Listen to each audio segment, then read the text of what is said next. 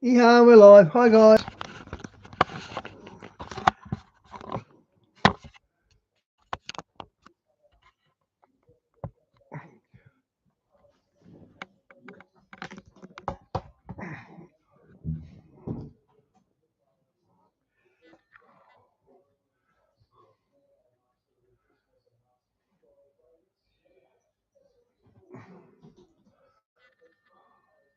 Lunchtime cravings kicking in? Relieve them with Nicorette, the #1 stop smoking brand in Australia. Go to cleverrange.com.au and discover how we can help you simplify your life. Their moves. We've got some really, well, it is happening. The stage is being set, and the big power brokers in this world are making their moves. We've got some really, really incredible news for you concerning King Charles and Pope Francis, the one world government, and the coming one world religion. And guess what? It is not Christianity. Hey, Diane. Hi, Gigabyte. To help Good to me see break you. this down, I have author Tim Cohen. He is from Prophecy House. That's prophecyhouse.com, and he is the author of the book The Antichrist and a Cup of Tea, where he makes the claim and supports it with tons of evidence that King Charles is indeed the coming Antichrist. Welcome back to the show, Tim. You've brought some clips, and later Tim is going to show he's got a document that was released by Buckingham Palace along with a video message. The video message we cannot find now, but Tim was able to capture this particular document before it was retracted moments later. And we're going to save that to the end. This can be a very short show, but welcome back, Tim. What do you got as far as this first clip that we have with King Charles at his Christmas address? What does he have to say? Yeah, Hi, Phil. Good to see you, mate. So he is doing a couple of things. One is he's equivocating between Christianity and all other religions, basically indicating that all of them are paths to God in his view, and that no God is better than another God, and that's the basis, in other words, quote unquote, tolerance of everything but what's biblically true is the basis for peace on earth. And with that, of course, he's pushing ecofascism, coming together under the global climate change scam as the means to draw mankind together by force, if necessary. Well, let's watch this first clip. This is about 30 seconds long. He reminds us, our Savior Holy came down to earth from heaven, lived among the poor and mean and lowly, and transformed the lives of those he met through God's redeeming love. That is the heart of the Nativity story. And we can hear its beat in the belief of all the great faiths, in the love and mercy of God in times of joy and of suffering, calling us to bring light where there is darkness.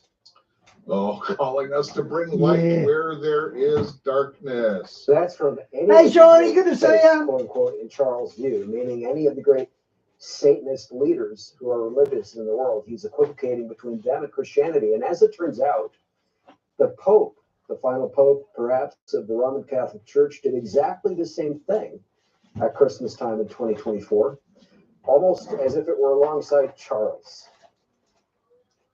Let's watch this clip or listen to it. There is a translator, so bear in mind, but this is about 1.5 minutes, and you need to hear this. This is the Pope mimicking exactly what Charles was referring to. No, not I. Tutte le religioni sono un cammino per arrivare a Dio. Because every religion is a way to arrive at God. Sono, di una comparazione, sono come diverse lingue, diversi idiomi per arrivare lì.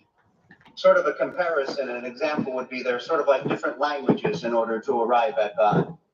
Wow. Ma Dio è Dio per tutti. But God is God for all. E come dico, He just told the Muslims, the Hindus, the Buddhists, that they're all going to God. Wow.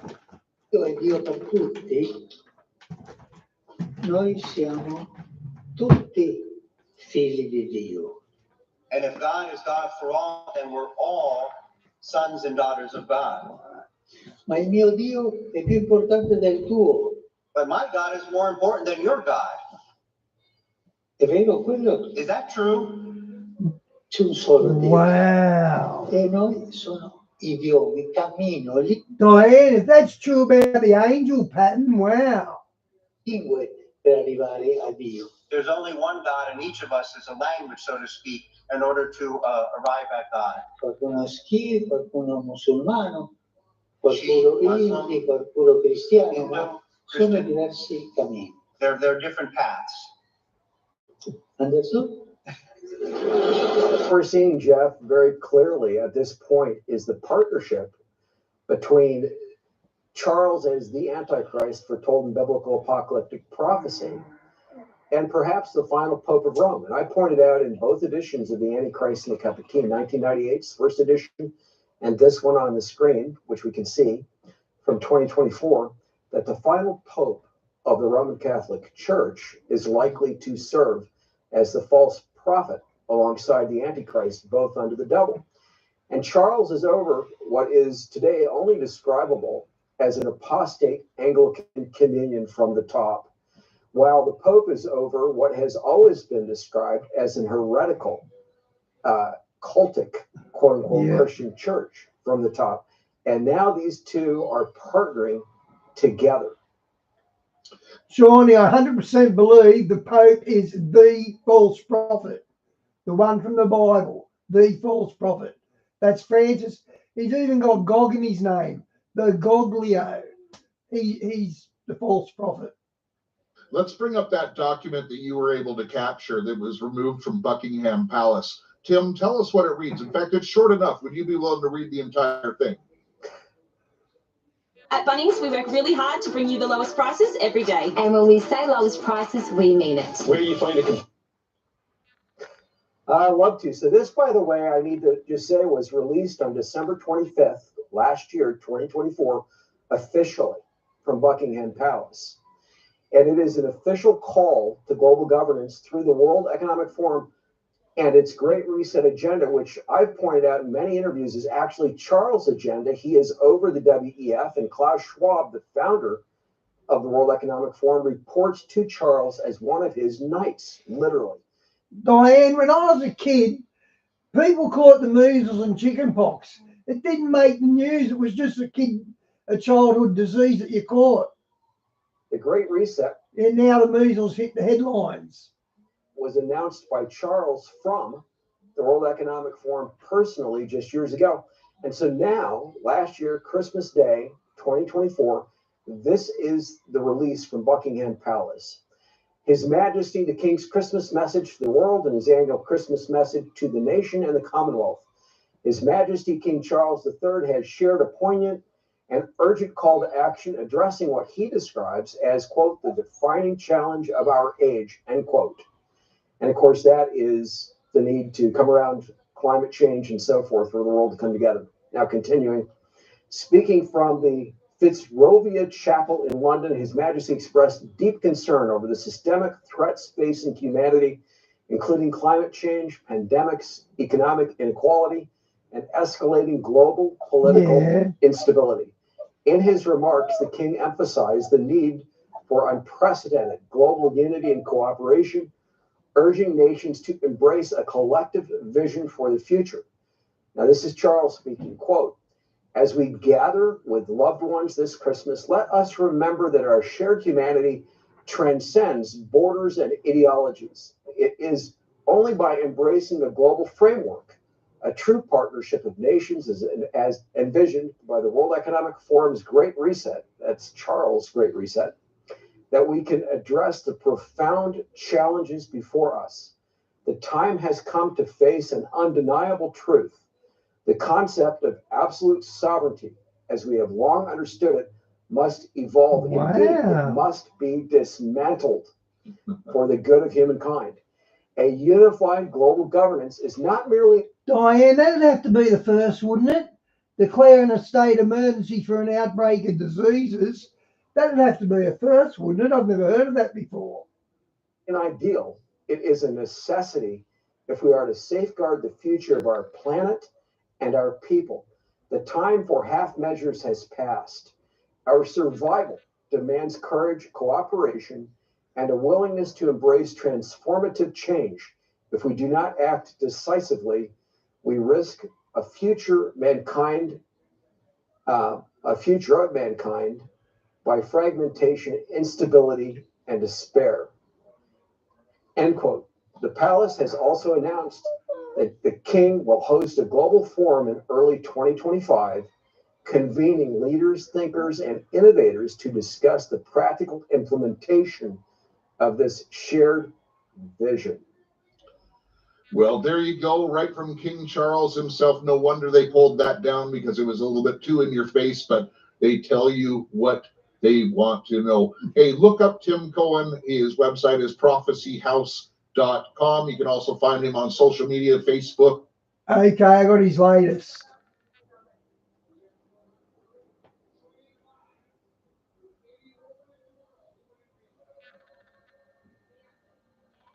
Tell him, honey. Oh, so we took this trip to Bali with the kids. And he took a big trip in Bali. With the world inside. And this is what the UN wants to implement. Using the symbol of a triangle with the world inside. And this is what the UN wants to implement in order to control the world. In other words, this potentially opens the door for the Antichrist to come in and confirm this covenant at the end of. Craig, I'm so excited to have you back on, because you always uncover things that are going on behind the scenes. You're going to be talking about some agendas for the 2025 or 2025 calendar. There's a lot going on behind the scenes that people have no idea about. Now, we're seeing up front a lot of great things that Trump is doing. Diane, I saw that. Trump at the rally. But still, other things are progressing and moving along. Now, do you think Bible prophecy has slowed down with President Trump? Getting out of the Paris Agreement. What do you think? It appears it's sped up, and it gives us a precursor of what is to come, especially within artificial intelligence. That's where we're headed in 2025 through 2029. I'll add. Okay, and now you were saying before the program, but there's other stuff going on with other countries that want to surpass us as far as AI. So that would be UK. And so the UK on January 13th issued a blueprint to turbocharge artificial intelligence. And they will deliver a decade, so for the next 10 years, of national renewal as part of a new plan announced on the 13th of January. And this is from the Department for Science, Innovation, and Technology. Oh, wow. So the UK wants to surpass us. The UK wants to surpass us. So they want AI to drive the plan for change, helping turbocharge growth and boost living standards. And they want to start this within their 15-minute sustainable cities, by the way. So they've mentioned there's that as well in the news. They want this public sector to spend less time doing admin and more time delivering the services working people rely on. So they want AI to control everything. And I'm gonna add in here too that I'm gonna add it later. So there's a big thing I didn't write down, but I'll add it later. Oh my goodness, yeah, no. Everyone has to stay tuned, because there's a lot of very interesting stuff. And I also just want to thank my members. Thank you for joining. It really, really helps the channel. And thank you for subscribing. Okay, keep on going, Craig. The UK is dedicated for AI growth zones to speed up planning for AI infrastructure within the next 4 years, using $14 billion and 13,250 jobs committed by private leading tech firms, followed by the AI action plan. The artificial intelligence will be unleashed across the UK to deliver a decade of national renewal under the plan announced. They have, behind this industry, they're agreeing to 50 recommendations for AI. This unveils the details of the government's AI Opportunities Action Plan and will feed AI through cameras to spot potholes and help improve their living standards. This is for roads, but potholes everywhere, so including crime, online crime. So they're going to be monitoring everybody online. Right, so That total was, civil. that was just announced within the last 2 days. Wow, very interesting. You know, before we got started recording, I So now they're taking the oats as well, Diane. Every day they're taking some sort of food processor from you guys. thought you were going to say, oh, China's trying to surpass, but then when you said UK, you really shocked me. Now, speaking of the UK, tell me about the that coin. So when 2025 came to play, the Royal Mint paid tribute to George Orwell with a coin that plays on the 1984 Big Brother is Watching You. So you have King Charles on one side of the coin and the all-seeing eye on the other side of the coin. Wow. Okay, but they said George Orwell? Yes, yeah, it says that right on there. And I tried to purchase the coin actually, but they're not allowing it outside the UK, so I wasn't allowed to purchase it. Huh. And I also saw that King Charles is going to be filming a documentary with Amazon, and of course it's all on climate change, so he's pushing all of that, and it'll be, you know, basically on his book Harmony, which you have talked all about. And that'll probably be on his Amazon Prime channel as well. He has his own TV channel, so that'll probably be uploaded to that TV channel. So the Prime Minister has just said that artificial intelligence will drive incredible change for their country, from teachers personalizing their lessons, so everything's going to be AI, including your education. And we already see this with pastors now using AI to produce their sermons, by the way. So I've seen that as well, produced online. And supporting small businesses with their record keeping to speeding up planning applications, it has a potential to transform the lives of all working people. But the AI industry needs a government that is on their side, one that won't sit back and let opportunities slip through its fingers. And in a world of fierce competition, we, the UK, cannot stand by. We must move fast and take action to win this global race. Our plan will make Britain the world leader in AI. It will give the industry and foundation it needs and will turbocharge the plan for change. And that's what this whole thing is called. It's called Plan for Change. It's the AI to infiltrate every part of the lives of those within the UK and the Commonwealth. I'll add that as well. And it's a big money scheme. So that means more jobs and investment in the UK, more money in people's pockets, supposedly, but we know that's not going to be true, according to Bible prophecy, and transform public services. So they want, once again, they're going back to this 15-minute city idea, and they want everybody to use their public services, their public bus and bicycle or whatever to get off the use of fuel, like running your car. So this push for AI is going to go till November 2026. This is basically a one-year window where they're going to be pushing for the advancement of AI. And then it feeds through 2028 to 2029. And I do a lot of reading online too, and everything behind this push for artificial intelligence is directly linked to Microsoft and Bill Gates. So I find that very, very interesting. He's the one that's behind the Stargate initiative. It's Bill Gates. It goes right back to Microsoft. So the government, the UK government, will publish its AI commute strategy in the spring of 2025. And that their plan is to change lives by embracing AI. Everybody has to embrace AI, so artificial intelligence.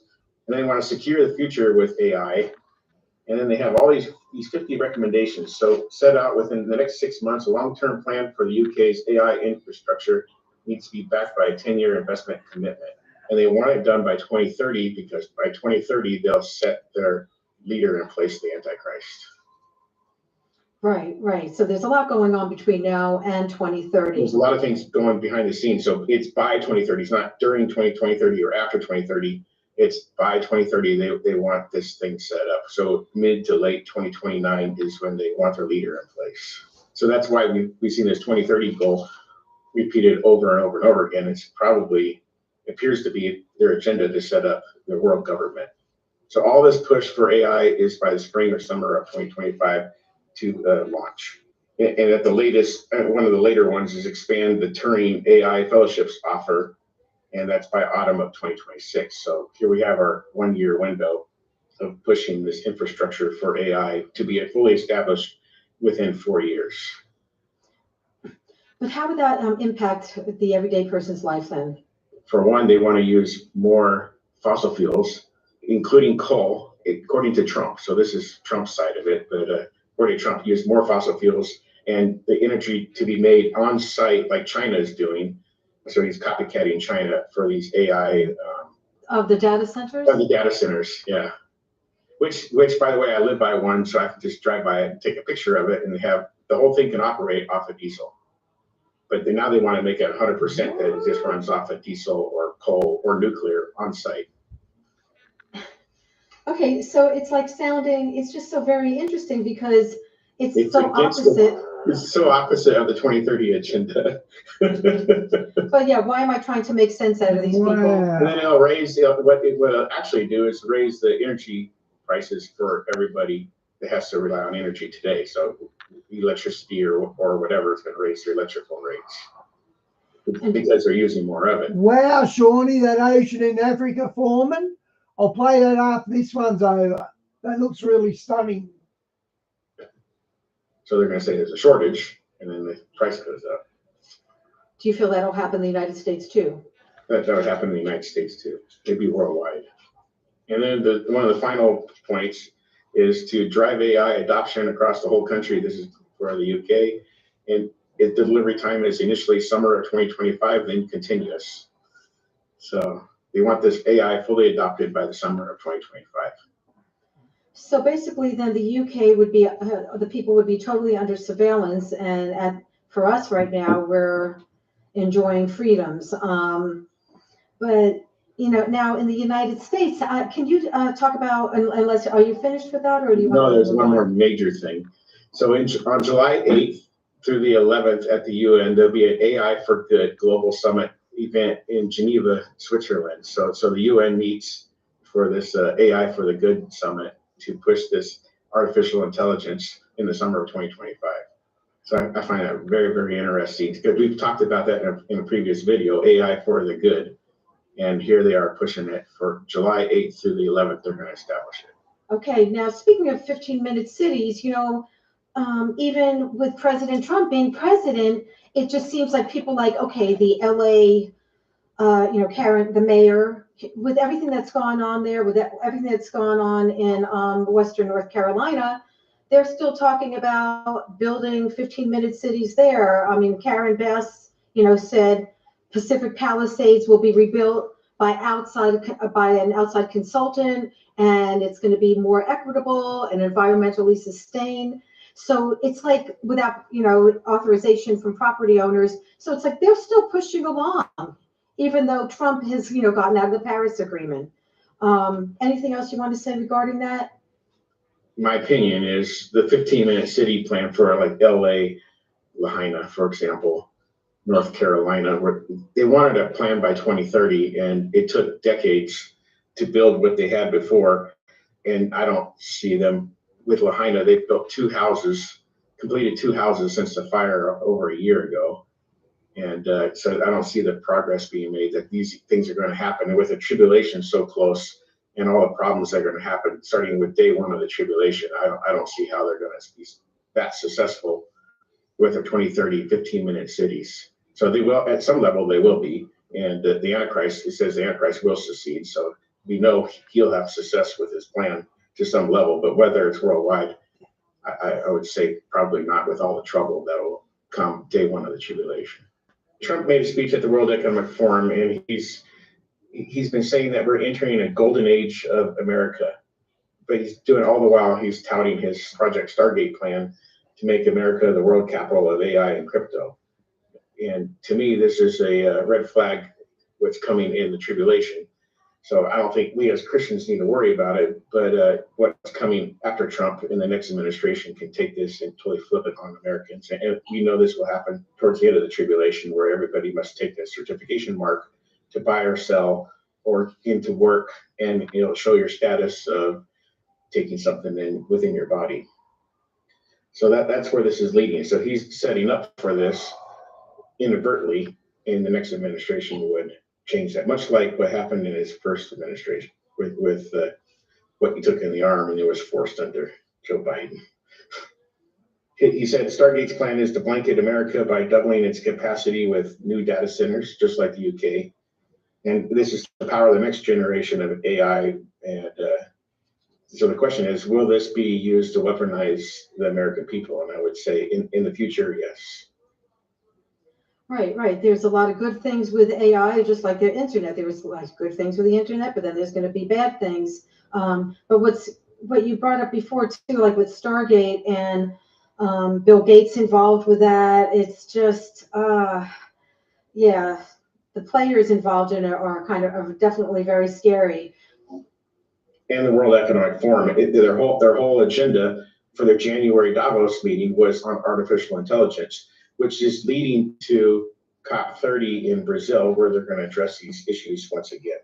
Trump is getting out of the Paris Agreement, which leaves a vacuum for somebody else to come in and strengthen the Paris Climate Agreement, Agenda 21, Agenda 2030. This will be at the end of COP30. So it's leaving a vacuum, but actually there's still a year, according to how the Paris Agreement works. There's still a year before the U.S. can completely withdraw from that. So they still have to be involved for the remainder of 1 year.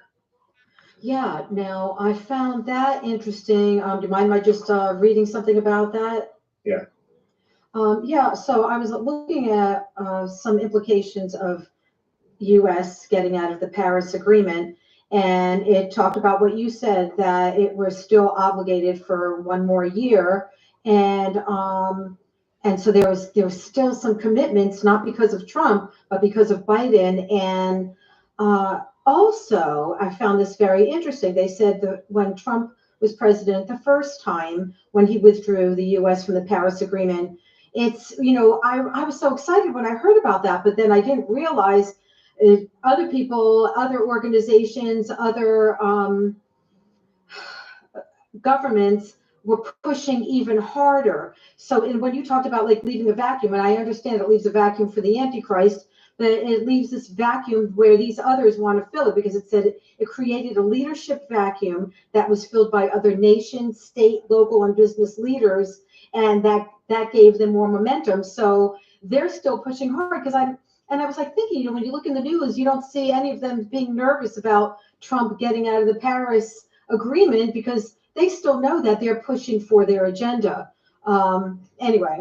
And on their website that they just opened up for COP30, they're saying that at COP30, they're going to strengthen the Paris Agreement. So for the 30th time, they're going to strengthen the Paris Agreement, and it's a period between 5 and 10 years. Yeah, now talking about the COP30, this was something else that I thought was interesting, because I thought, okay, again, if the U.S. is out of the Paris Agreement, that's not going to affect us in any way. But it said the withdrawal from the Paris Agreement it doesn't withdraw us from the U.S. from the UN Framework Convention on Climate Change, and that was a 1992 climate treaty. So we're not out of that. And so the U.S. still retains that they can vote in the COP30, the Conference of Parties. So we're not out of that. No, and what they want to do is to strengthen this before the U.S. leaves. So COP30 is being pronounced as the mega COP, the biggest COP ever, and to strengthen their goals. And the word to confirm in Daniel 9:27 means to strengthen. So somebody's going to come in and strengthen this at the end of COP30, which is planned for November 21st, which is also a new moon, which according to scripture is the first day of a month. Yeah, they always seem to be on the biblical calendar. Now, who did you say is going to be also from the UK speaking there? Prince William is planning to go, because his plans change all the time. But he's planning to go to COP30 and to open with a keynote address to give strength to this COP30 agenda. And then King Charles is also keen on going, so that will be announced at a future time. But he will meet with the presidency of COP30 in the coming days and get the momentum going for this event. So the presidency was just announced several days ago, and he's a master at manipulation to try to get a deal at the end of COP. Now, do you think that would be the covenant, of many? It's definitely a covenant of many. Whether it is the covenant of many, that's to be determined over time. Stargate is pushing a tenocracy, where the tribulation time will be controlled by ruling elites, namely Bill Gates. I mean, they've already announced this at the World Economic Forum. So Bill Gates, Microsoft, any of these big players within these big tech companies. The Jeff Bezos is also implied on that as well. So they're mentioning certain leaders that will control things via technocracy for the next 5 years. Yeah, now it's interesting because you also had, talked about like technocracy, on your posts, which you have amazing posts on Facebook, that technocracy has arrived, and it's mixed with transhumanism, and one of the leaders with Stargate and all of that, or AI, would be Sam Altman. And I wanted to just read a quote from him. Advancing AI may require changes to the social contract. The entire structure of society will be up for debate and reconfiguration. So it's all connected to transhumanism. Yeah, and they say transhumanism is not a war that one individual or organization can win. It's up to us, the fellow human beings and collective humanity, on how we navigate AI's subversion of governments, militaries, economies, communities, and our bodily autonomy. So it's control of our own bodies through AI.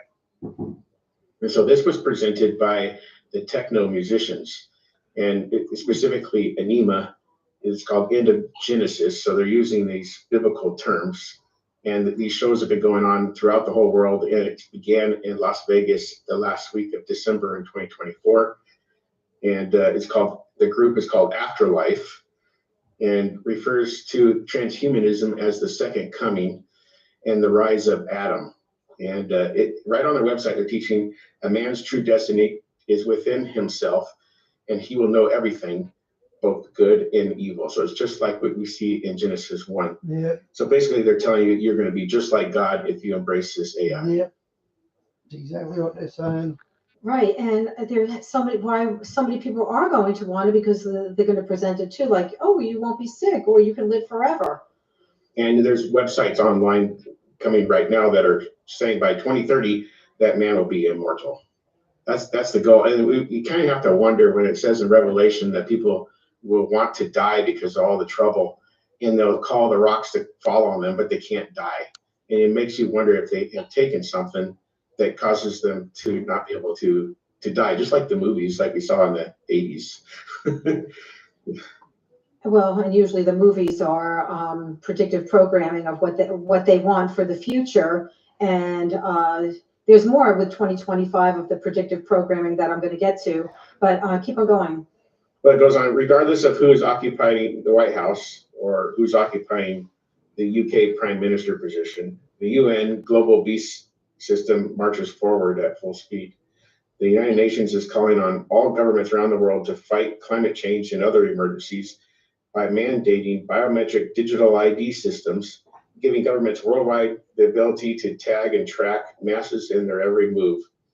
And this begins in the US, by the way, is enforced in the US. You have to have a form of digital ID to fly by May 7th of 2025. So the biometric digital ID requires the recipient to upload a face scan, eye scan, or palm scan, or other unique identifier, which is then integrated into a central system and tracked by an app on a person's phone. So, for example, I had to do this the other day. I went to Home Depot and needed to rent a piece of equipment, and I had to use the Clear app, and you have to take a picture of yourself and prove your identity using your driver's license and your picture that you've just taken. So now the Clear app has a digital copy of your face in order to rent equipment at Home Depot. You already helped yourself. Whoa, okay. I didn't know it was to that point.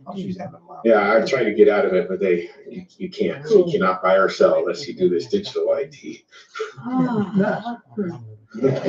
So it's getting very, very close to this certification mark, which they want implemented by 2028, 2029. So it's about a 4-year window.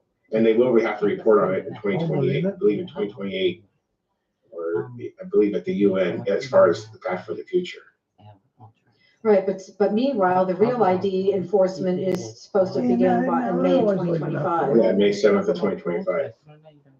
And this Clear app I is probably being went on implemented my everywhere. So there's groceries outlet, Fred Meyer is using it within the state of Washington. So to buy your groceries, now you have to use this app in order to buy your groceries. Okay, it's starting to make me think that I'm gonna buy a mask and a wig. Shawnee, we're giving her dog medicine.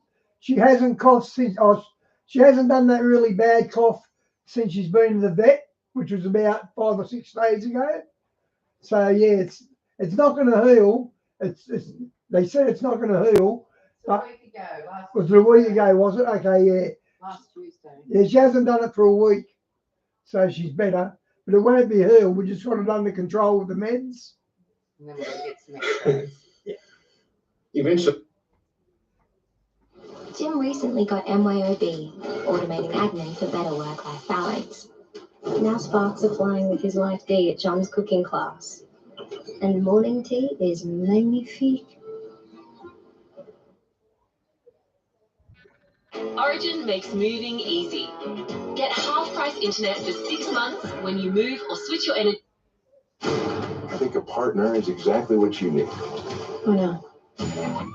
I told Dad that I needed someone who... Eventually, the plan is to have, according to Yuval Noah Harari, there's a plan to have a surveillance device under the skin. And that's been reported on the last couple of years. So they're being very open about this, that that's what's coming. And if governments assign digital identities to their citizens, they can track populations more easily in a environmental disaster. So they're predicting basically that there's environmental disasters coming, and they'll be able to track their citizens in these disasters, or what they call black swan events. So what they're doing is trying to use the news media to whip up fear in the population. So we saw this back in 2020. And I don't care if they spy on me. I've got nothing to hide. I really couldn't care less if they spy on me. They already do on my YouTube channel, I bet. Fighting the people against each other, and whether they have snitch lines, and if you're not farming in a certain manner, or you're not shopping in a certain manner, or you haven't taken this or that, you'll have these people snitching on you. So this is really what it's setting up for during the tribulation. So we're not there yet, but the setup for it's all being put in place. Right, and that's really like that's the Bible prophecy that children will come against their parents. I mean, that's just one of the signs of the end times. And then once the government has all this data, it can force citizens to change their energy consumption habits. So we already see this perhaps by use of smart meters, but also within like South Africa, for example, they just turn off your electricity for load shedding. So if there are people using too much electricity, they just shut you off.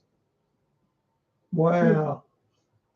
So I find that very interesting that these poor countries, they just shut you off already. But here in the US, it's only if you don't pay your bill, then they'll shut you off. So ID 2020 has a website where they're talking about the certification mark to buy or sell and to prove your status of what you've taken within your body. So I actually watched a video back in, I believe, 2020 or 2021, where they were discussing this with the CEO of ID 2020 on how they would like it. So when somebody comes and works for them, they want to know their status of what they've taken within their body to prove they're safe to work with, and in order to buy or sell, to prove to the community around them that they're also safe to be in the community. So and they're calling this within ID 2020 the certification mark. So I find that very interesting where they're already using these terms, the mark which we see in Bible prophecy. So they want a legal identity for all, but in birth registration by 2030. So that's another number we see. Basically, if you're guilty of wrong thinking, you will see your social credit score dip, meaning you will be banned from getting loans or the best housing, jobs, educational opportunities, and so on. We've talked about that in the past. Right, but they can kind of predict when the wrong thinking by just like looking at social media, everything that we're doing, and surmise how we're thinking, what we're thinking. So Guterres has issued, I call Guterres the world's false prophet. So he's not the false prophet of the Bible. There's a lot of false prophets. But he said in January 2025 at the World Economic Forum, what we are seeing today, sea level rise, heat waves, flood storms, droughts, and wildfires, are just a preview of the horror movie to come. So they're telling you that, and back in 2023, they said that getting to 2030, there will be tribulation to come. That they made that in a statement in a poem that was addressed at the United Nations. So I find it very interesting that these false prophets are kind of telling you a timeline of when these events will take place.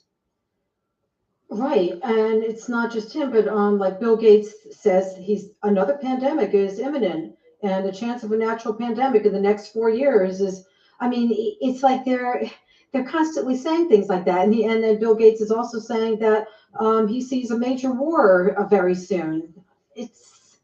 You can tell what their plans are. And I find it very interesting. The Bible says, did you see Britain wants to send troops to Ukraine if Trump gets a ceasefire? He wants to send troops anyway. That's pretty heavy. in prophecy, such as the third of the waters will turn bitter like wormwood, and people will die because of the bitter waters. And so NASA has predicted there is a god of destruction coming by 2029. It's called the asteroid Apophis. It's supposed to come, I believe, in April 13th of 2029. So they're going to shoot up a rocket to try to possibly divert this asteroid at that time. And what possibly can go wrong? but I find it interesting to call it the god of destruction. And then December 2032, approximately, because these dates are changing, there's a 1 in 63 chance that another asteroid will come and hit the Earth. And in Bible prophecy, once again, we see a mighty angel takes a stone and throws it into the sea, destroying the great city of Babylon. So I find that very, very interesting that we have these possible timelines of these asteroids coming that may be predicting approximately the time of these events. Definitely. And then, of course, when they talk about like God of destruction, meanwhile, they have that symbol of Shiva in front of CERN and World Health Organization, which is talking about destruction. So there's a plan to study this asteroid that's coming in 2029, and the European Space Agency will have a rapid mission for space safety and will launch in April of 2028. The spacecraft will rendezvous with the asteroid in February of 2029 and accompany it during its flyby across the Atlantic Ocean. In this event, they want to learn how to deflect asteroids. I mean, when you say what could go wrong, what could go wrong with all What of that? could go wrong? They're going to aim it right towards Earth by accident. But it could possibly. Obviously, we don't know yet. But Right. But that's appears to be where they're headed with this. They want to deflect this thing and get it to move away from Earth. In one accident, way out, not 32,000 kilometers from Earth, could send this thing really into the Earth. So ultimately, they don't believe God is in control, and man has to be in control of the universe, which is being pushed by none other than King Charles. Okay, now, Craig, when you make that comment, there's some people that they're just seeing you for the first time. How could you say that about King Charles? They just think he's doing nothing. So King Charles has his seal of the Terra Carta, which puts him as king of the whole world, and he has his seal, the Astra Carta, which states that he is taking care of everything surrounding the Earth within the universe.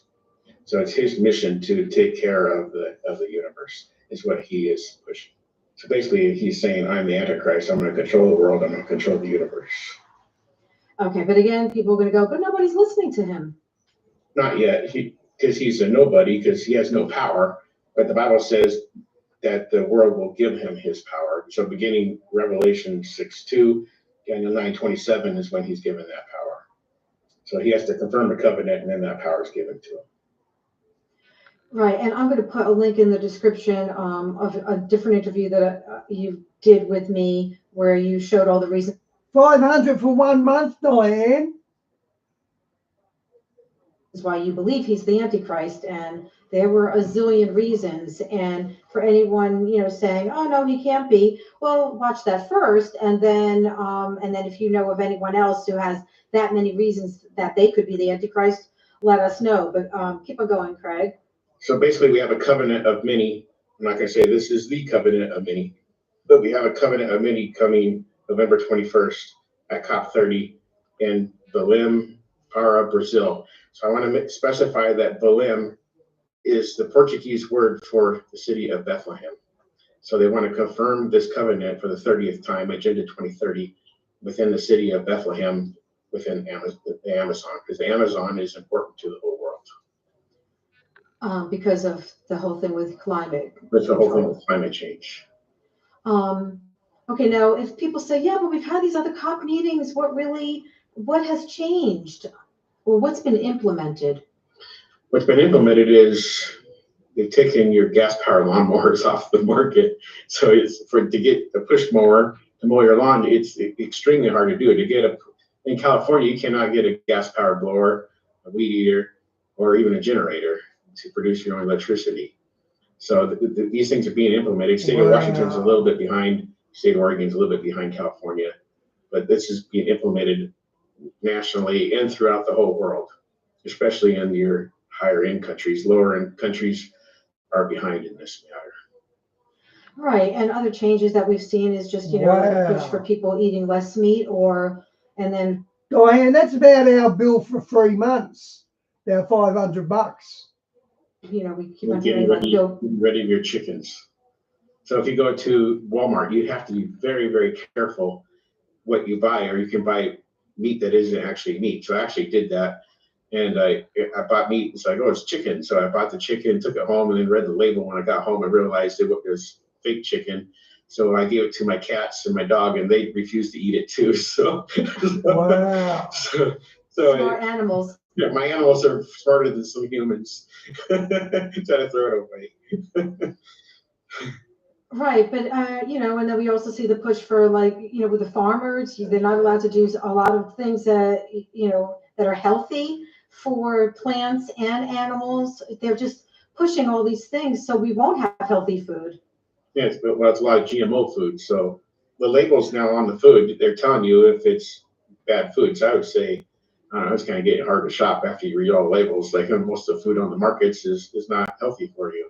If you buy your fruits and vegetables and have been sprayed with all the chemicals, and your meats are grass fed, and your eggs are pasture raised chickens and not chickens that are in a cage all their life, then you're going to have a better food. I know that because I used to have raised chickens. So your wild chickens have a darker yolk than your chickens that the eggs that they sell at the store, which have a really light yellow yolk.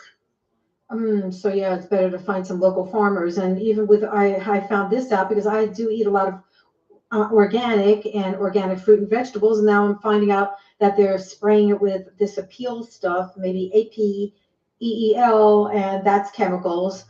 So never ends with them. Yeah.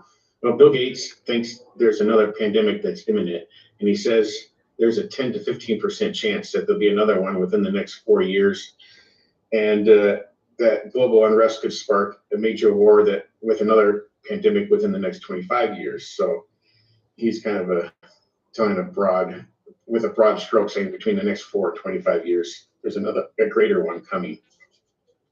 But he's been prophesying this for a long time, so he's another one of these false prophets, but their prophecies seem to come to pass because they want this to happen to lower the world's population. Right. And then, with predictive programming, in their movies, the movie Epidemic 2024, it was talking about lockdown. So is that part of their agenda? We'll see. And also you had Battlefield 2025. So there's another predictive planning that there's a war on grand scale in 2025. And then there's Diana Cooper's book, The 7 Years of Transition to 2032. So they're telling you that there's a golden age coming by 2032, and there's 7 years to that event. Okay, and their golden age is different from Trump's golden age. Yeah, so Trump says it begins right now in America, and the New Age movement believes it's implemented by 2032, which is really the copycat possibly for Jesus Christ setting up his millennial kingdom. Head over to cleverrange.com.au and find the perfect homeware products for you. Support your energy, stress, and sleep with Australia's #1 magnesium brand. And then they say all the signs are in the stars, and maybe they are because there is the gospel in the stars. So maybe they're so corrupted the gospel and the stars that. He looked really old, didn't he, guys? He had a lot of wrinkles on his face. It's the oldest I've seen him look. I thought the same thing when I saw him. Gee, he looks old. What is it? Astrology, astronomy. Right. Using astrology and astronomy. So there's truth in the stars, but not with astrology. But yep. Yeah, and then so there's another predictive programming that came by way of the Lucas Trust and Alice Bailey. So the Lucas Trust was first called the Lucifer Trust, so that I'll emphasize that.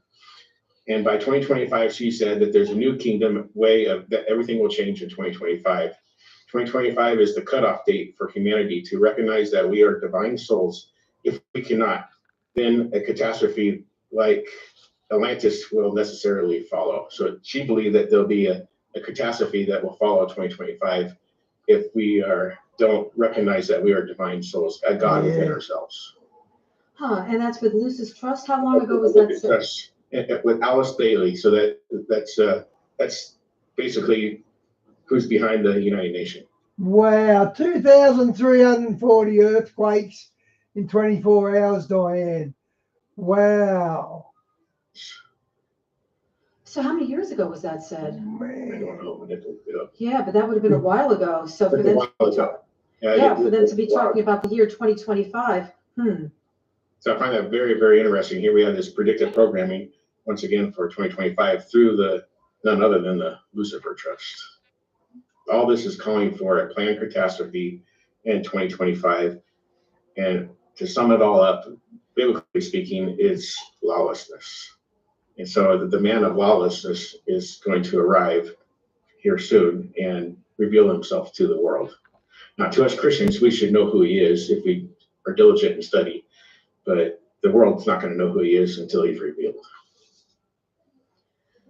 So usually, like where I live in Israel, most agriculture is completed around Thanksgiving. So the agriculture this time of year would end theoretically around Thanksgiving. Now, why does he have to reveal himself at that time? King Charles can only have speaking engagements or speak at certain events throughout the year. So the COP program is one event he can speak at. The other event is directly to his government, I think once a year, and his Christmas address at the end of the year. So he basically has 3 to 4 major speaking commitments throughout the year that he can partake in, and that's it, because he has no power beyond that. So we have a match for this year, and we'll see how it plays out in the coming months. But anyways, through the techno music, once again, within Brazil, they're preparing for this COP30 event in Belém, using the symbol of a triangle. So they're using a triangle with the world inside. And that symbolism was used in a book about Prince Charles back in 2010 by Joan Vion. It's called Global Straitjacket.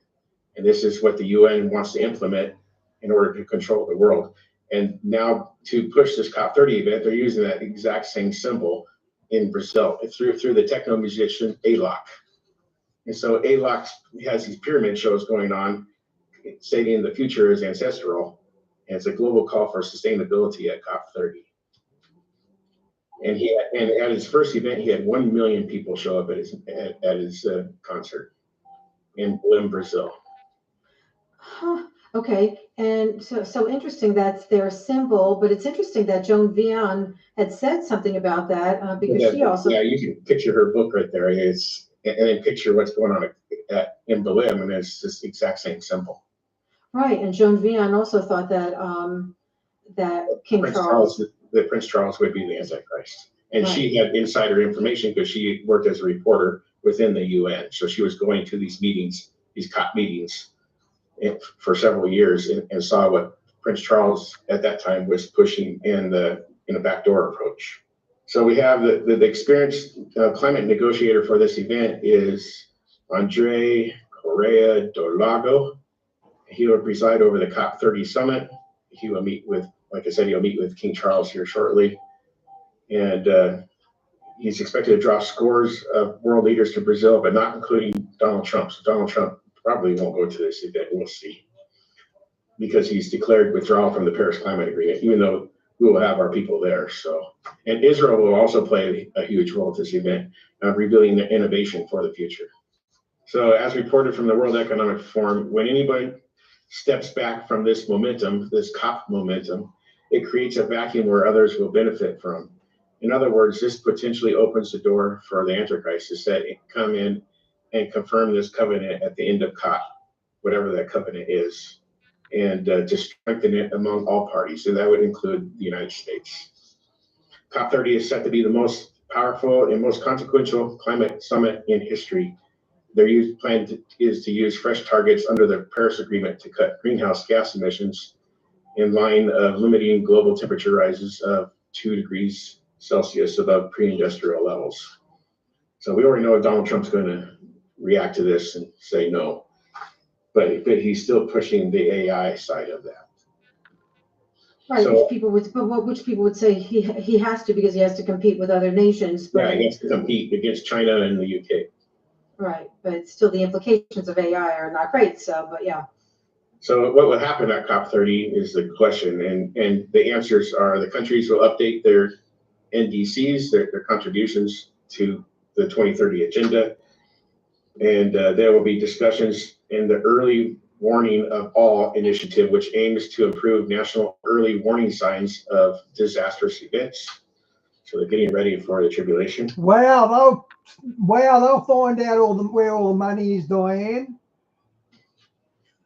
And there will be discussions on the Global Shield, the G20 initiative to protect people from extreme weather events that are coming during the tribulation. And this is right on their website. So not the tribulation, but they're telling you at the UN level, there is tribulation to come. And there will be a focus on nature and land use as a part of climate action, which comes by way of none other than King Charles through the group Pollination and his Terra Carta mandate. Right, of controlling land and water. Mm-hmm. And peace and security are important considerations at COP30, the United Nations Climate Change Conference. So Brazil is also pushing for this two-state solution between Israel and the Palestinians as well. So this may be infiltrated within this at COP30. COP30 is a chance to address the security challenges that climate change poses. So all this is a result, these conflicts in the Middle East, they say, are a result of climate change. And to ensure that the voices of the vulnerable communities are heard and to unveil opportunities for peace. They have produced a document they're going to talk about on June 2nd and through the 4th at the UN General Assembly. It's called the Peaceful Settlement for the Question of Palestine. Before we get to that, can you comment about Trump and Gaza? To understand Trump, we have to know his art of the deal from 1987. Trump's world begins with an extreme demand so outrageous that he pushes what was previous thought in the previous narrative that we thought was going to be accomplished. When a setback comes, and it will, he will say, let's negotiate something less extreme. And in his mind, he will still want to have a big win because his goal is to force the neighboring Arab countries to play a greater role in what's to come. Do you think that this can slow down the UN plans that you're about to talk about? It possibly could. So it's going to slow down things until these Arabs are able to work together on a plan. So that's one way to look at it, but it also could speed things up for this June event. So what Trump is doing, he is declaring what he wants 100%, and he's willing to settle for 50% and demand the whole world, embrace a solution that he's going to go along with. He also has 4 weeks until he's going to reveal another plan to annex the West Bank. So that's going to be another extreme plan that he's going to release in March. Ultimately, there's a two-state solution. And no matter how long it takes to achieve this, we know the demands are rejected at the beginning and midpoint of the tribulation. For it says in Ezekiel 38:11, at a time of peace, you will say, we will invade a land of unwalled villages. I will go to a peaceful people and dwell safely, all of them without walls and having neither bars nor gates. So we know some sort of solution must occur for this Ezekiel 38 war to begin. And then it says in Matthew 24:16, this is what happens at the midpoint of tribulation. Let all those in Judea flee into the mountain. Diane, the more money that Musk and Trump slash off all that US aid and all that, the more money they slash or the more sites they shut down, the Democrats get in the street and sing stupid songs. It's really ridiculous. Trump's not going to change his mind on the lefties, and they're wasting their time singing. It's when they see the abomination of desolation. So that's when the Arabs will demand that land in Judea, it belongs to them. So we're going to see a two-state solution of some sort, apparently. And Donald Trump wants perhaps 2 or 3 things out of this solution. So what we are probably going to witness here in the next few weeks is possibly a declaration for all faiths, and that's a declaration to rebuild the temple in Jerusalem. And then we have to ask, what does the U.S. get out of this? And we'll probably see a strong alliance between the USA and Israel on AI, artificial intelligence, as the game changer from now to 2030 and beyond. And Donald Trump has said that the Israelis are very smart people, and he wants to bring them in within his plan. So I find that very, very interesting. And then we have to remember, we have this big question of Gaza, and Donald Trump has said that it's a premier in regards to waterfront property. So he wants to rebuild Gaza, but we're probably going to see this new smart city plan that's being lightly talked about to rebuild Gaza as this for the world. So it's not going to be just for Palestinians, but for everyone. So I don't know if they're going to have any success along those lines, but it's something to watch. Interesting. But then who's pushing that 15-minute city? That's the question. Is the USA going to push it, or is somebody else going to push it? In 2025, you and I, we've talked about 2025 quite a bit in the past, but we are headed into a season of war. And so this war is both spiritual, economic, and political. So it's not a war fought as a regular battle, but in these 3 realms. But we have, as Christians, we have a God of war, and he knows exactly how to strategize against these men who want to divide his land. And ultimately, whatever solution comes as this announcement divides God's land. And so if the USA wants to take over this land, that's not a good thing. That's a bad thing, because it says when Jesus comes back, he's going to judge those who divided up his land. We should be mentally and spiritually prepared for what we see in 2025. And we'll likely have a lot of excitement here in the weeks to come. But we know God will triumphantly lead his people that believe in him and Israel, as far as that's concerned. God has a plan for all of us. And we know the end of the story. The one who sits in the heavens laughs, and he will have them in derision. Jesus is coming back. In the end, he shall prevail. All right, so now explain the June UN plans. They want to reaffirm that the illegality of the Israeli settlement activities within their own country and all other unilateral measures aimed at altering the demographic composition within Israel. And they're going to condemn any use of force used against the Palestinian civilians in violation of international law. That's the document that you found that's for June? Yeah, for June 2nd through the 4th at the UN General Assembly. Okay. At the same time as this event in Hamburg, there's also a sustainability conference going on in Germany on addressing the United Nations, the 17 goals. So there's going to be a push for the 17 goals to be enacted June 2nd through the 3rd. At the same time, this is happening on the Palestinian front at the UN General Assembly in New York. And for those who haven't watched you before, we're putting up what the 17 goals are, and that's all connected with King Charles II. The UN reiterates its call for the achievement without delay of a comprehensive and just and lasting peace in the Middle East on the basis of the relevant United Nations resolutions, including the Security Council resolution for a 2-state solution within recognized borders based on the pre-1967 borders. They want Israel to get smaller. The UN demands that Israel, the occupying power over their own country, I'm adding that part, comply strictly with its obligations under international law, as well as measures aimed at modifying the demographic composition of any parts of the occupied Palestinian territory, including East Jerusalem. So they want East Jerusalem to be given to the Palestinians. The UN stresses the need in particular for an immediate halt to all settlement activities. Basically, they're saying that Israel cannot build any more within Samaria and East Jerusalem. UN reaffirms its commitment in accordance with international law to its two-state solution of Israel and Palestine living side by side in peace and security. Here's these terms again. 1 Thessalonians 5:3. Within the recognized borders based on the pre-1967 borders. The UN calls for the withdrawal of Israel from all Palestinian territory occupied since 1967, including East Jerusalem. I can't believe this is what they're doing. Right. No, and this whole meeting is going to be in June of pushing all of this. Yeah, June 7th to the 4th. Right, so we're really speeding up with Bible prophecy. It says it will be webcast, so we will see that online from June 2nd through the 4th. Maybe we'll have to report on it. Yeah, absolutely. No, this is like major Bible prophecy. Yeah, major, because in the middle of the week, of the 7-year week, we see that those within Samaria and East Jerusalem have to flee to the mountains. And so this obviously is implemented to some degree or forced, especially within the middle of the week, of Daniel's 70th week. So how much Israel sides with it beforehand, I don't know, but they're basically being forced into this by the whole world. So the UN has this calendar. You can find it on focus2030.org of all the major events for the 2025 agenda.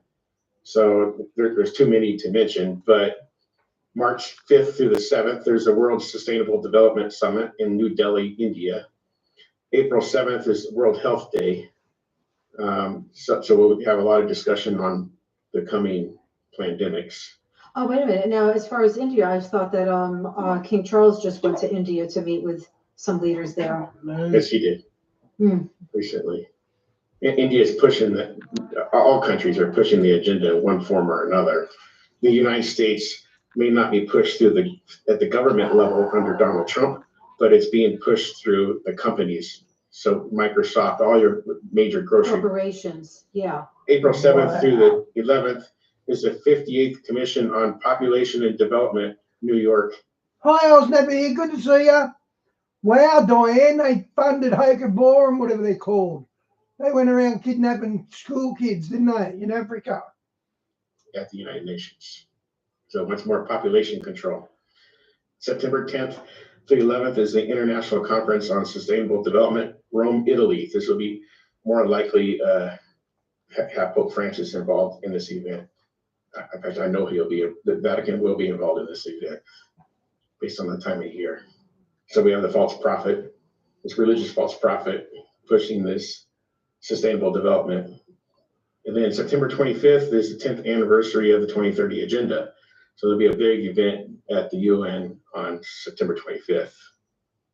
And November 10th to the 21st, with the confirming of the covenant for the 30th time being kicked down the road, is the UN Climate Change Conference in Bethlehem, Brazil.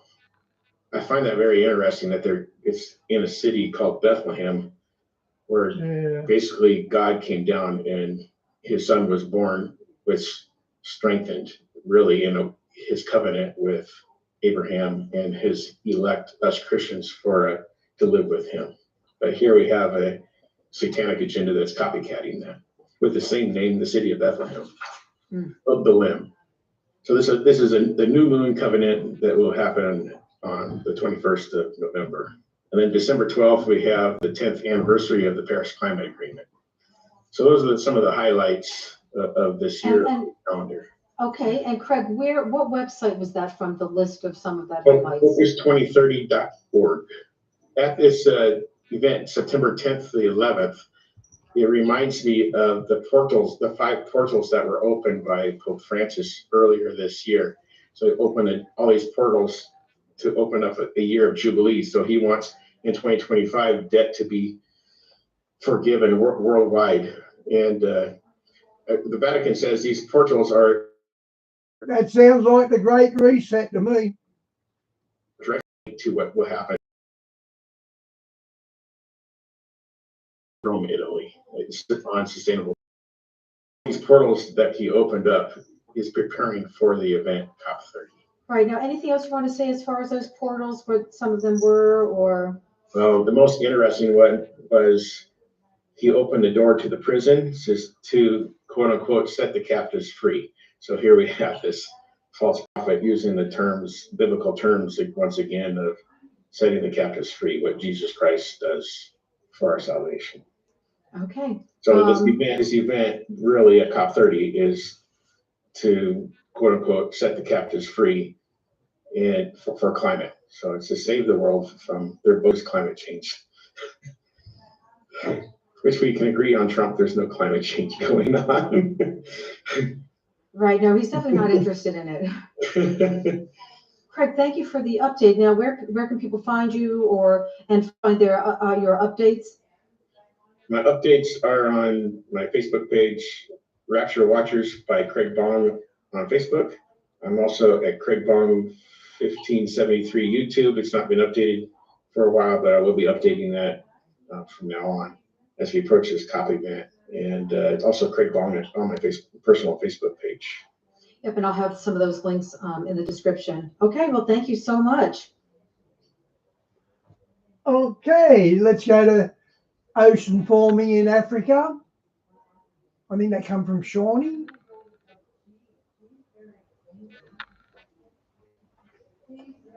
Oh.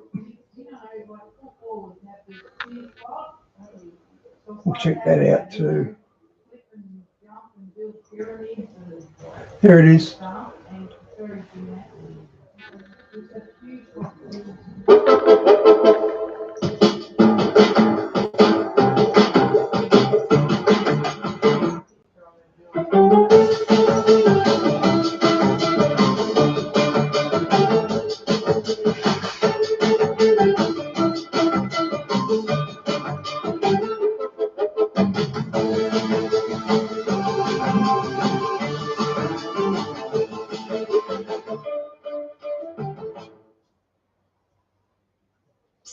Want to know the best kept secret in property?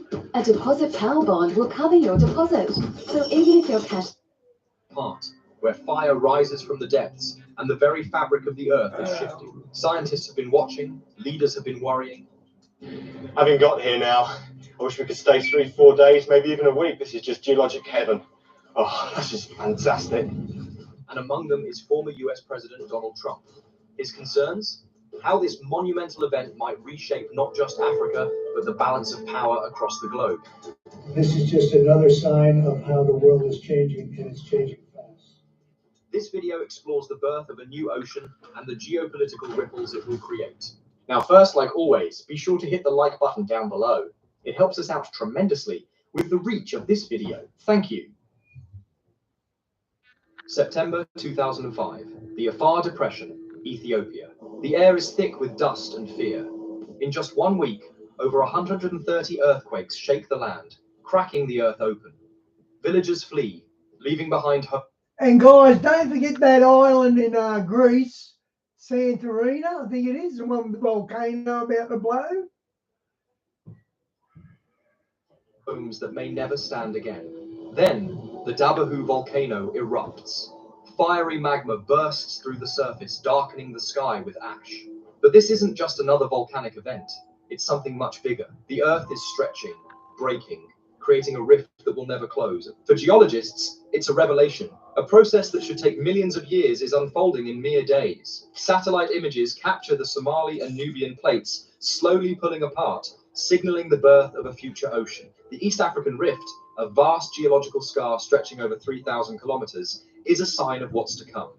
But this story isn't just about science, it's about power. When geography shifts, so does control. Having got here now, I wish we could stay 3-4 days, maybe even a week. This is just geologic heaven. Oh, that's just fantastic. The birth of a new ocean is more than just a geological marvel. It's a transformation that will reshape global power, trade, and economies. New waterways mean new trade routes, naval bases, and strategic territories up for grabs. Diane, it'll be very telling to see how hard Trump pushes the GABs. The Red Sea, already one of the world's busiest maritime highways, could soon link to this ocean, creating a fresh artery for global commerce. But with opportunity comes competition. Who will control these waters? Who will claim the untapped riches hidden beneath oil, minerals, and vast fishing grounds? A fortune lies beneath the waves, waiting for those bold enough to seize it. China, with its deep investments in Africa's infrastructure, sees this as a golden chance to expand its influence. The US, wary of losing its grip, keeps a close watch. The United States needs to be strong to lead. China and Russia, they're making moves. We have to watch them closely. Meanwhile, African nations stand at a pivotal moment. Some may prosper with new coastlines, increased trade and economic growth. Others may struggle, facing displacement and instability as the land beneath them shifts. This isn't just a story of science, it's a battle for the future.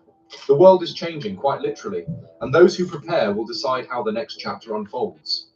At the heart of this transformation is the East African Rift, a place where the Earth itself is breaking apart. It's a process of destruction, but also creation. One day, tens of millions of years from now, Africa will be split in two, separated by a vast... They know the universe is expanding. They know it's not subtracting. They know it's expanding. So the universe is expanding. Perhaps the planet is as well. And that's why there's cracks in the tectonic plates and things like that. Maybe they're linked. Uncharted ocean. But this is not just a distant future. Change is already happening. The ground trembles with earthquakes, volcanoes spew molten rock, and landscapes shift beneath people's feet. Wow. Entire communities rooted in these lands for generations now face an uncertain future. Will their homes survive? Will their farmlands still provide? For the people living along the rift, this is not just a scientific phenomenon. It's real, and it's personal. They wake up to the sounds of cracking earth and shifting ground, watching as nature reshapes their world. Some may be forced to leave, seeking safety elsewhere. Others might find new opportunities in the changing terrain. But one thing is certain, as the land fractures, so too will old power structures, economies, and borders. A new world is emerging, and those who adapt will be the ones who thrive. Yet, amid destruction, there is beauty. Towering escarpments, vast valleys, shimmering lakes, remind us that Earth is not just a place we inhabit, but a force that shapes us. The Rift Lakes, like Tanganyika and Malawi, are not just water bodies. They are glimpses of the ocean that will come. The land is already sinking, already whispering the arrival of the sea. Trump's concern isn't just about science, it's about the unknown. Now I'm concerned about the superpowers. The world's most powerful nations depend on stability, but nature doesn't follow human plans. It moves at its own pace, shifting landscapes, reshaping borders, and reminding us that we are not in control. The question is, how will the US and other global powers react to Africa's changing landscape? Will new alliances emerge to navigate these shifts? Will military forces expand their presence? Not until the ocean starts showing up. Seeing opportunity in the uncertainty? Will foreign investments pull back, or will they pivot toward new frontiers?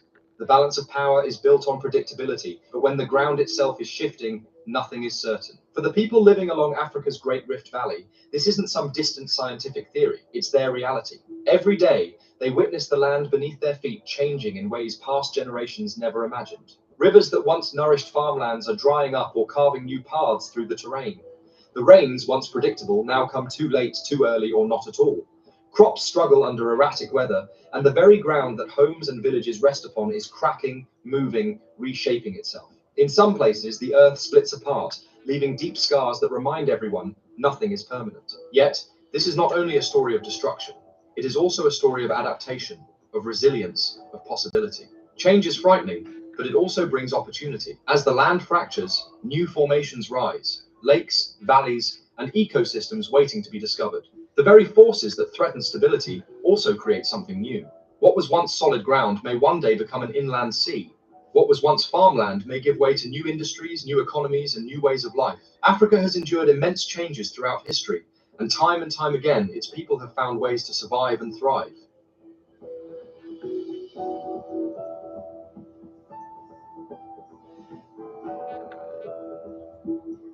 But what happens next? That's the question the world must face. Will powerful nations rush to stake their claim in this transforming land, seeing strategic advantages in the upheaval? Will Africa take control of its own destiny, using these changes to fuel innovation and economic growth? Or will global leaders underestimate the urgency of this transformation until it's too late? Until the ocean, already in motion, reshapes the map before anyone is ready? No one has all the answers, but one thing is undeniable. The Earth is shifting, and the world must move with it. Whether we choose to fight against it, adapt to it, or ignore it, nature will continue its course. The only question... You got to adapt, but there's nothing else you can do.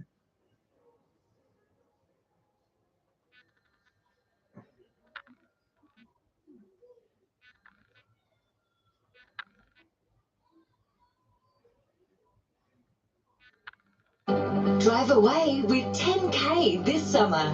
Get a linked account and you'll go into the draw to win 10,000. All right, hi, Discover Church family. I'm here with a legend, a star in the prophecy community, truly the granddaddy of blood moons, Mark Biltz. Welcome, Pastor Mark. I was saved between the full blood moon tetrad. I was saved partly because of Mark Biltz. Hey, thank you.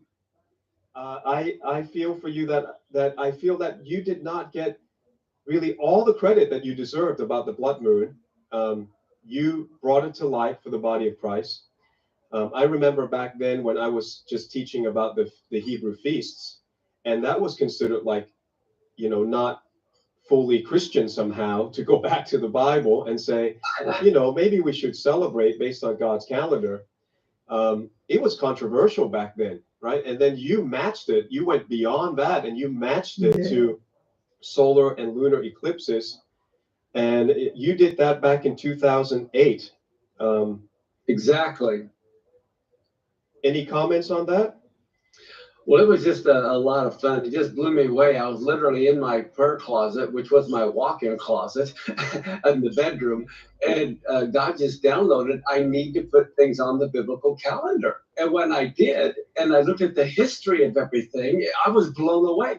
And something I've discovered recently concerning that, in Leviticus 25, you can only proclaim the year of Jubilee on Yom Kippur. The 1973 war on Yom Kippur was the first day of the year of Jubilee. Wow. And 50 years later is October of 2023. And the October 7th war was the last day of the year of Jubilee. No way. In Wow. 73. So here we see. Wow. The year of Jubilee was bookended with wars. And as we go on, I'll go into the significance of all that. We're going to go into all that today. We're going to talk about God's calendar, talk about America, a little bit of Hebrew, and maybe we'll get to even the Antichrist, the picture of the Antichrist in the Song of Solomon. Let me introduce for our audience Pastor Mark Biltz, born in 1956 in Kansas. You grew up in the Roman Catholic faith. Your spiritual journey took a significant turn when you began to explore Judaic studies at Newman University, and this led you to leave the Roman Catholic Church. By the way, we're the same. We grew up with I grew up with Catholicism and Buddhism. Oh my goodness! And that's why the Lord led me to write when I got saved from Buddha to Jesus, to show people, the comparisons. In 1987, you moved to where you presently live in Washington State. You became a teacher at South King County Bible College in Seattle. Your passion for teaching and understanding Hebrew roots of Christianity became your foundational work, and you established El Shaddai Ministry in 2001. You became best known for the blood moon phenomenon, which you began teaching in 2008. You wrote several books, one of which I'd like you to tell us a bit, Decoding the Prophet Jeremiah. What was that about? Well, people don't understand the book of Jeremiah is not written in chronological order. It's like someone cut it all up into chapters, threw it in the air, and however it fell, that's how they put it together. So I take the book and I put it at the very beginning, what chapters you should read in what order to get a better understanding of the chronology. And when you do that, what is mind-blowing, I know all of your listeners know about the 3 Hebrew children thrown into the fiery furnace, and the Lord appeared in the fire. Yes. Do you also remember Yehoiakim took 3 or 4 pages of Jeremiah's scroll that Baruch had been reading, and he threw the pages into the fire because he didn't like what Jeremiah had said? Do you remember that? Yeah. They happened at the very same moment. At the very same time, in Jerusalem, the king is throwing the word of the Lord into the fire. It appears into the fire in Babylon with the 3 Hebrew children. Wow. Wow. How did you end up correlating those two? How do we know that they're the same time? Great question. You go to Jeremiah.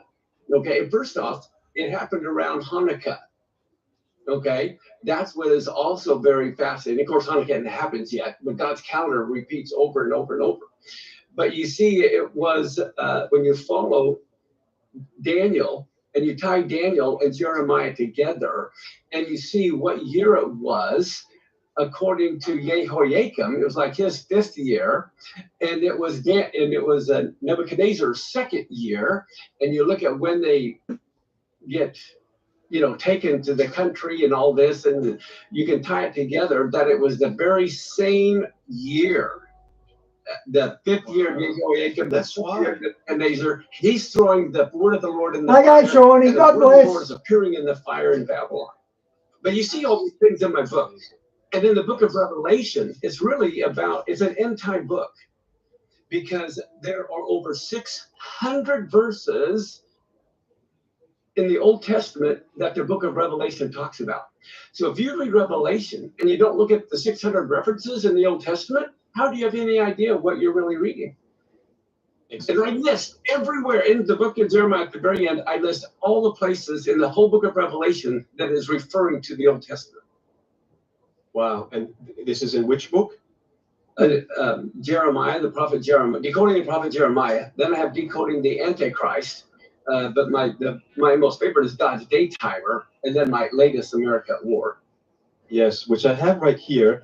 And maybe we can start with that America at War. I was on, Jim Baker, you got on Jim Baker, and we were saying the same thing at the same time, that 2025 to 2026, Trump would be a president. I said it for the record. And I said he will be a wartime president because it's the red horse in my timeline. Other people can research it themselves, but it's the time of war, and there'll be war for the next 2 years. Even though he's promising peace, something's going to happen. And then come to find out, you already got a book published saying this. And the question that I hear a lot of people ask me is, hey, well, where do you get that the prophecies apply to America? Because America's not in the Bible. That's what they say. So how do you answer that? You have to look at things from another perspective. One of the problems that I've seen within Christianity, like you said, I was raised Catholic. I quit at 19. My dad even put a gun to my head, said he was going to blow my head off for quitting the Catholic Church. Fortunately, I ended up meeting him to the Lord a year before he died. So it's all good news. But for example, what you just mentioned, the red horse. In Zechariah 1, it's the red horse is riding. And what's amazing, in the vision, he sees these 4 horns on an altar at the end of the chapter. And he asked the angel, what are these? And he said, these 4 horns are the ones who have been trying to divide the land of Israel. Okay. And then comes these 4 carpenters, and they're cutting off those 4 horns. And he says, what are these? And he said, these are 4 angels from heaven or whatever that are coming to terrorize the 4 entities that are trying to divide the land of Israel. Well, guess what? In 2001 was the quartet whose sole purpose was to divide the land of Israel. This is speaking of the UN, the EU, the United States, and Russia. We are there. But you have to look at things from another perspective. And this is why this is scary. I'm a Trump fan, but he can go either way as far as I'm concerned. But this coming June, the UN is finalizing a Palestinian state, forcing a 2-state solution. And so I'm looking to see where Trump is going to go on this. But I really believe that judgment was coming to America because we were part of those 4 horns that are trying to divide the land of Israel. So this is huge prophetically this year with Trump in office. This June is going to be mind-blowing.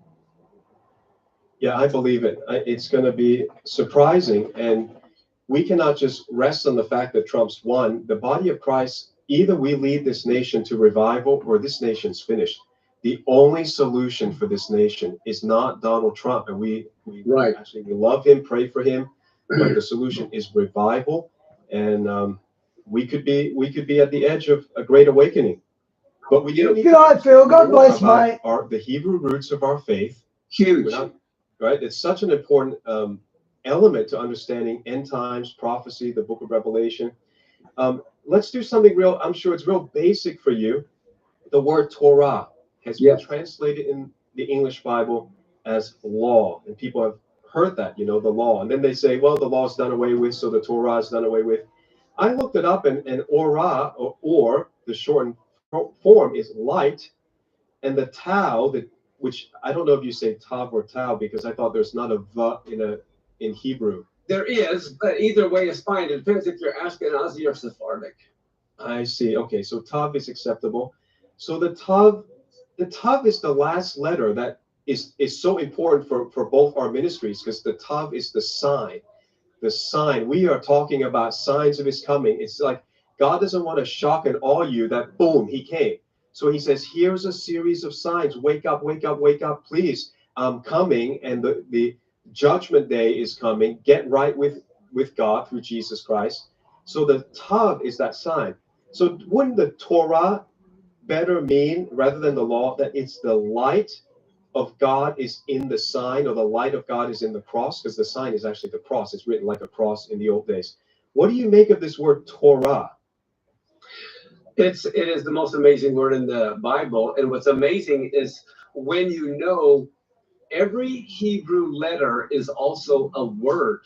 So if you have a 4-letter word, you actually have 4 words within the word.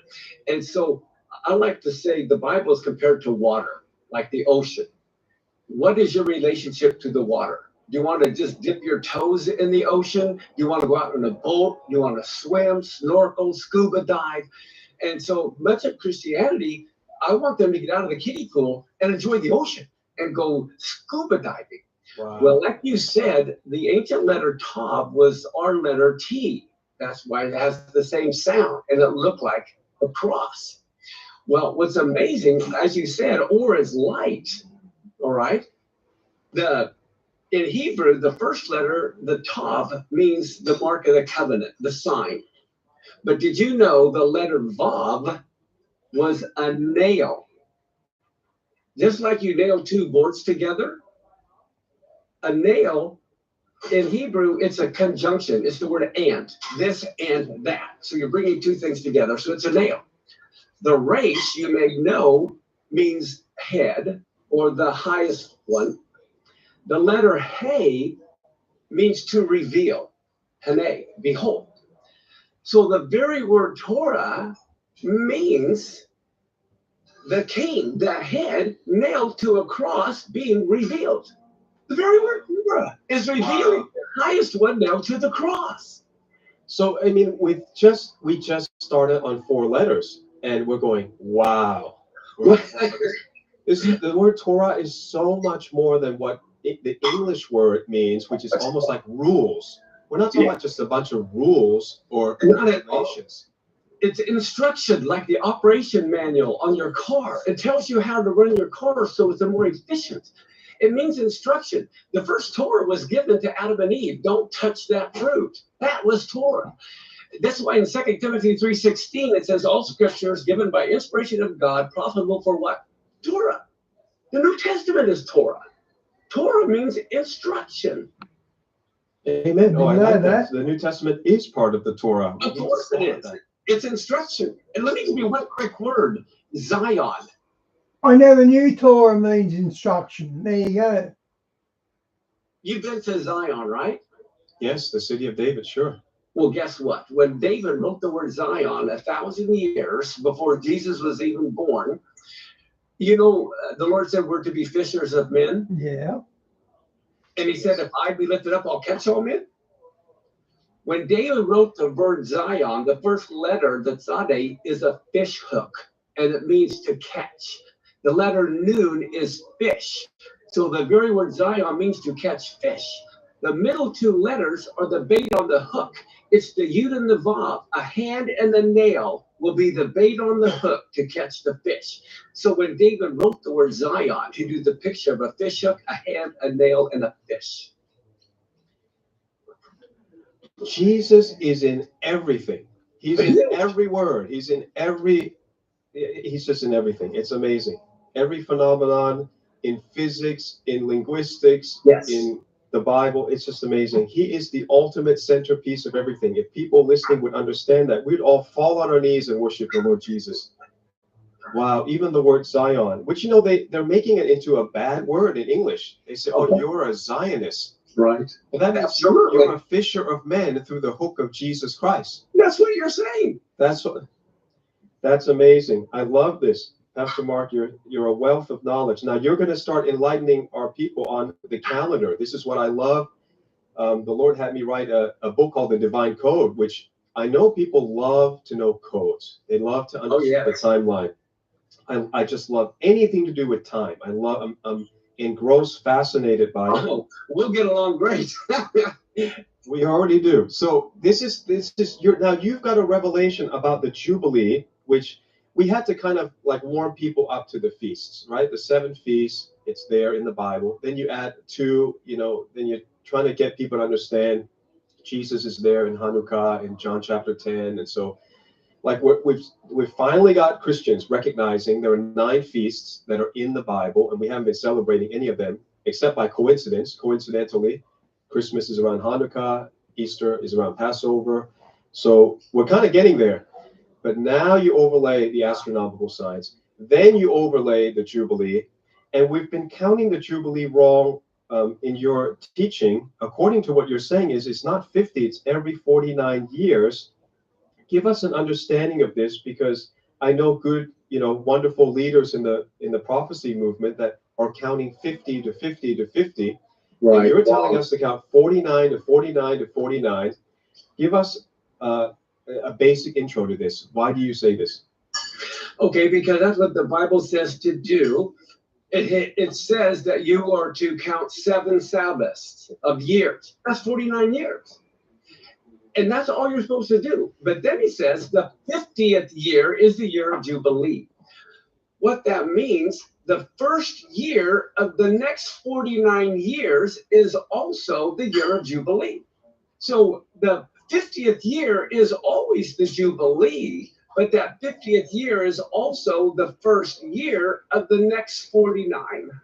All right, so put it this way for people, like we are familiar with 7 days in a week. The 8th day is really the first day. So we say Jesus rose again either on the 8th day or on the first day of the next week. Exactly.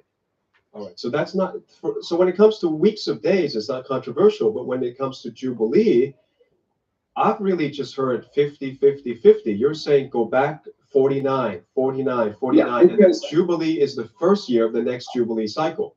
Yes, because that's how the Jews do it. It's so easy to know all the Shemitah years and all the Jubilee years if you know math. In the back of my book, America at War, I list every Shemitah year and every Jubilee year clear back to creation. And I have the BC AD corresponding to that. But it's simply, if you know what Hebrew year it is, you know where you are in the Jubilee cycle. If the Hebrew year is divisible by 7, then that's the Shemitah year. If it's divisible by 49, you know the next year is the Jubilee year. Well, let's explain that the Shemitah year is the year of rest, like the 7th day is the day of rest. So some Gentiles may not understand. We're trying to rope everybody in so we're not losing anybody. The Shemitah is the 7th year of rest. And we used to have such complicated calculations to find out the Shemitah year. Pastor Mark, you're telling us, relax. If it's divisible by 7 in the Hebrew calendar, we're on a Shemitah. Exactly. It's that simple. Christians like to make everything so complicated. So then the question then becomes, when you get deep now, is a lot of people say, well, the Hebrew calendar is off because there were so many years that were removed during the Babylonian captivity. They didn't count it or something. So now we're not coming up to the anniversary of 6,000. We believe 6,000 is significant, right? A lot of rabbis and early church fathers said Adam and Eve are given a 6,000-year lease on the earth after 6,000 years comes up. So we're like, hey, if we're only 5,800 something, we're like 200 years off. That's pretty sad. What do you say? Oh, well, this again, we have to understand a couple of concepts. First off, the biblical calendar is not short a couple hundred years. our pagan calendar is over a couple of hundred years.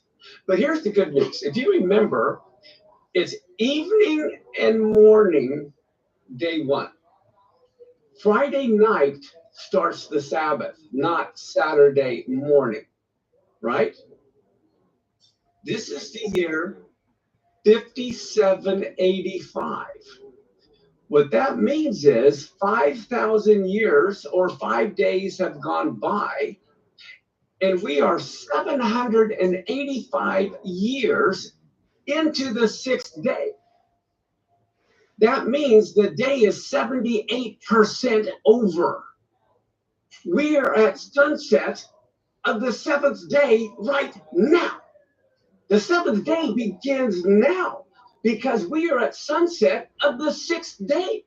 5785 is the 6th day because 5,000 years have gone by. We're 785 years into the 6th day. Sunset of the 6th day, beginning the new millennium, starts now. Wow. There's a lot of corroborating evidence if we keep the count the way that the rabbis and Pastor Mark is telling.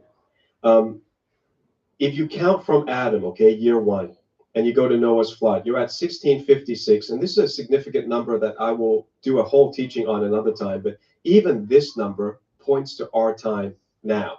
1656 AM is Anno Mundi. It means the year of the creation of the world. This one, blows everybody's away. When was Abraham born? According to the Hebrew calendar, not the Gregorian calendar, he's born in 1948. It's the exact same year on our calendar that Israel was rebirthed. And then you've got a bunch of other numbers. So if it's Shemitah, it's divisible by 7. If it's Jubilee, is it divisible by 7 as well then? No, that's the next year. If it's divisible by 49, because that's 7 times 7. Ah, correct, yeah. So if it's not divisible by 49, the next year isn't a Jubilee. Right. But every second year is a Shemitah year. So when we read the book of Jubilee, for instance, it's an extra biblical book. It's counting segments of human history according to Jubilees. And you just see things happen at Jubilee cycles. Like you said, the 1973 war, Yom Kippur, and then the October 7, 2023 Hamas terrorist attack. It's right there again at the Jubilee. So my question is, why do we end, your book ends on 118th Jubilee. We're only counting up to 118 Jubilees. Well, I think it goes to the year 2100. I do advance, another century. But what's amazing about all of this is how many of your listeners believe that the prophet Daniel was Jewish? I thought he's Jewish. Well, guess what? He wasn't using a pagan calendar. When we talk about the 70 weeks of Daniel, we know those are weeks of years. And there's 1 week left, which is 7 years, correct? Right. But it was a Shemitah week. Therefore, the tribulation can't start any time, any day, any year. The tribulation has to start the beginning of a Shemitah cycle. And so all of a sudden the calendar goes, oh my goodness, that means the tribulation cannot start until the fall of 2029, because that's when the next Shemitah cycle starts. If the tribulation doesn't start in 2029, it can't start until 2036, because it was a Shemitah cycle. It's not just any random 7-year time period. So the calendar lets you know how much time you have to evangelize before the tribulation could possibly start. It says in 1 Thessalonians 5, we're supposed to know the day and the hour. He's not supposed to come to us as a thief in the night, okay? Because we're on the right calendar. So we know it cannot start until the fall of 2029 or 7 years later. So now that we're convinced we're living in 49-year cycles called the Jubilee. Why then does this Jubilee, in your calculation, point us to war? And you're very specific about who the players are, but war in America. Why is judgment coming to America in the form of war right now in 2025 to 2026, the first 2 years of Trump's presidency? Well, first off, bless Jimmy Carter's heart, but Jimmy Carter was the first president to want to divide the land of Israel. Okay, and it was absolutely horrible. The whole thing. Now, Amalek. Okay, let's start with Amalek for a minute. Most people don't know, but the Hebrew word Amalek means to chop off people's heads. They are a people who want to chop off people's heads. Well, that's exactly what Hamas did on October 7th. They were chopping up body parts and heads and all of this. And God said he will specifically have war with Amalek in every generation. Hitler was last generation. This year it is Iran. And many of the church, they all say we're supposed to know the times and seasons. But I ask them, what time is it? Oh, I don't know. What season is it? I don't know. So they're planting at plucking time and plucking at planting time. Well, we know there's a time for peace and a time for war. And I know this is a time of war. Not only is it a time of war, I believe this will be the last battle with Amalek that will happen. And it's because the U.S. is involved in dividing the land of Israel at the very forefront. This is why terror is going to be coming here to the United States. This is the focal point right now. I think Iran is going to be in the news. We're going to have some kind of conflict with them. And I'm concerned with all this illegal immigration that the Biden administration has completely intentionally let in. People outside don't understand, like they always, in the news outside of America, they always make Trump to be the danger. He's so dangerous. Yeah. But if you're living here, you have to understand that you're having millions and millions of illegal immigrants, many of whom are trained militants, trained terrorists. It's going to bring terrorism to this country. Absolutely. I'm concerned about the places that, it was surprising to me. The Lord had me go to Houston, for instance, and proclaim that, the great American solar eclipse there were two of them that were separated by 7 years. I said, I'm sorry, this is not a very good sign for this place. It's a sign of judgment, and we have to wake up the church and repent. And I come to find out in your book that Houston, it was immediately judged, by the way, within days of me saying that back in, 2017, within days, the place I stood was underwater. It was flooded because of Hurricane Harvey. Now, I said, Lord, why? Texas is such a nice place. I got all these Christian friends there. They invite me. I go to Houston, Dallas, San Antonio. And I look in your book, and that very triangle that's drawn by Dallas, Houston, and San Antonio, that I thought, wow, this place is so Christian, so wonderful. Why is God allowing judgment? And your book says Houston has the highest rate of human trafficking in the United States of America. There are more brothels in Houston than Starbucks. That's pretty hard to do because there's Starbucks on every other corner. And nothing is more loathsome, nothing is more despicable than trafficking in humans, making them into slaves, and then that includes children. Enslaving children as sexual slaves has got to be the deepest, darkest sin on the human race. And you answered it, why the judgment came here. And if you just list the places where human trafficking, sex trafficking, violent crimes is going, I have a feeling it's not going to go well in the next 2 years. Those would be the spots for well, let me not preempt you. Where do you think it's going to happen? Do you have some places for us? I just think God's hand is all over this, like you're saying. And I am just so thankful for you being out there, leading in this prophetic movement. Because like me, I just want to wake people up. But with all of the terrorists that have been allowed in, I personally know some of the top FBI directors, and they said there are terrorist cells everywhere in the United States. And so I believe that we're going to see suicide bombers here, right here in the United States, blowing themselves up. We already have a political violence coming between the left and the right. We're going to have religious violence coming between the pro-Palestinians and the pro-Israelis. We're going to see migration, illegal immigration, and civil uprisings.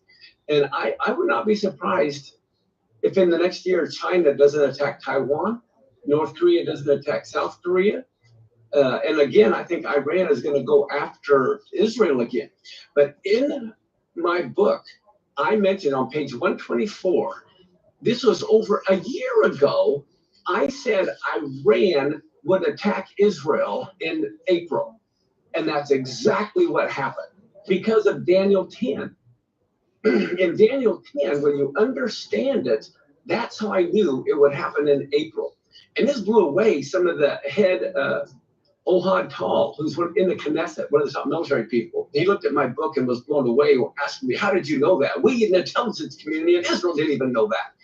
And I said, well, it's in your Bible. It's in Daniel chapter 10. That's how I knew he was going to attack in April. But then I also was saying in my book that we're going to see terrorist attacks in the United States. And a week before it happened, I was on the radio saying we're going to see terrorist attacks. And then the New Orleans event happened.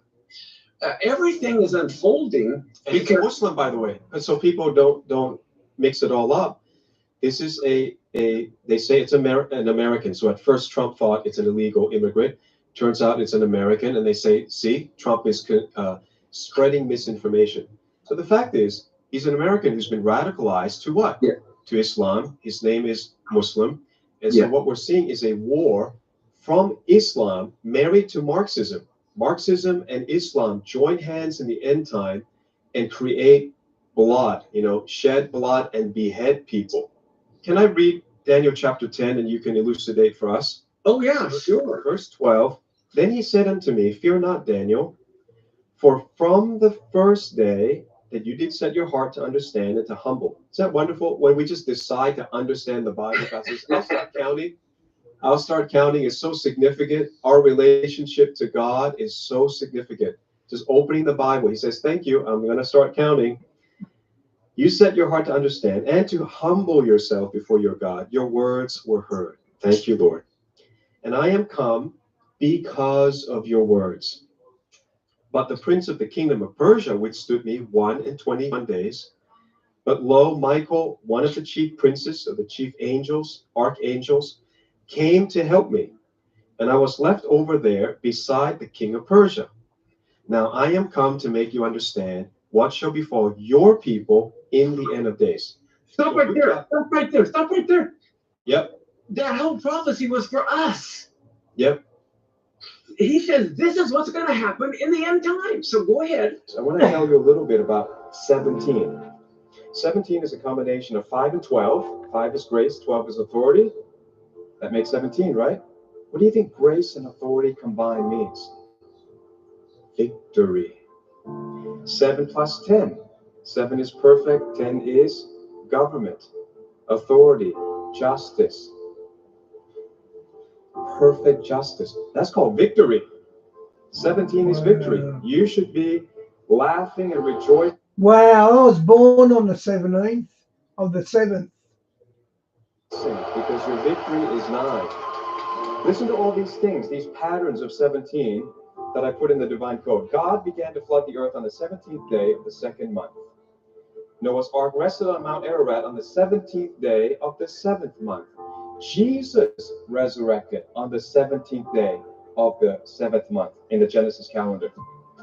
Joseph was sold into slavery at 17. It seemed like a loss, but actually God was preparing him for victory. Romans 8, count this. Who shall separate us from the love of God? Shall tribulation, or distress, or persecution, or famine, or nakedness, or peril, or sword? Yet in all these things we're more than conquerors through him who loved us.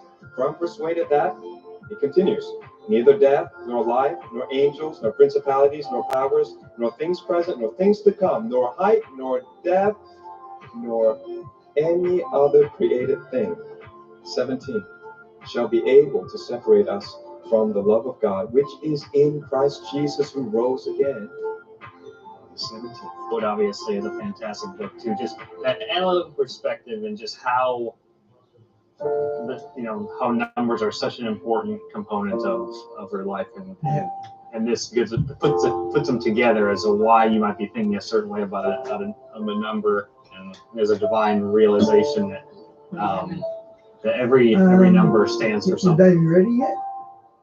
I thought I bought them cold. Oh, okay. You bring me Give one me a bottle. I'll rinse one out. there. I'm just hanging up here right now, actually. Okay.